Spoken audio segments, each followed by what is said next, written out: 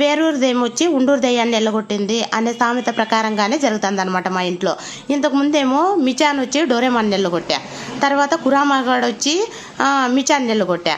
ఇప్పుడు ఈ అల్లరి బబ్బులు గాడు వచ్చినాడు, కురామాగాడు అండర్ గ్రౌండ్కి వెళ్ళిపోయినాడు.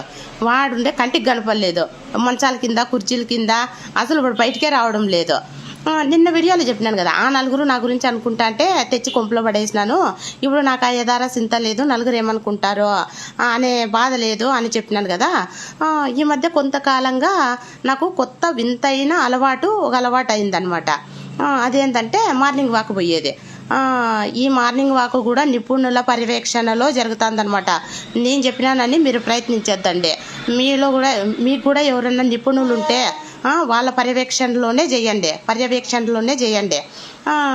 ఇంకా నాకు నలుగురు పర్యవేక్షకులు ఉన్నారు కాబట్టి వాళ్ళ ఆధ్వర్యంలో చేస్తాను అనమాట మార్నింగ్ వాక్ పోతా అంటే దీనిని గమనిస్తాను. దీని గురించి పెద్దగా పట్టించుకోలేదు, కానీ ఇవి కూడా నా గురించి మాట్లాడుతున్నాయి అని తెలిసిందే.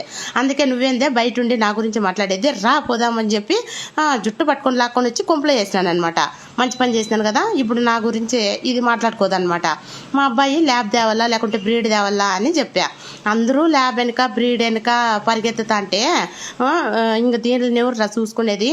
ల్యాబ్లైనా ఒకటే ప్రేమే, ఇవైనా ఒకటే ప్రేమే, ఇంకా దీన్ని చెప్పాలంటే ఇవే ఎక్కువ ప్రేమిస్తాయిరా అని చెప్పి దీన్ని పట్టుకొచ్చినాను. ఎట్లుందో చెప్పండి.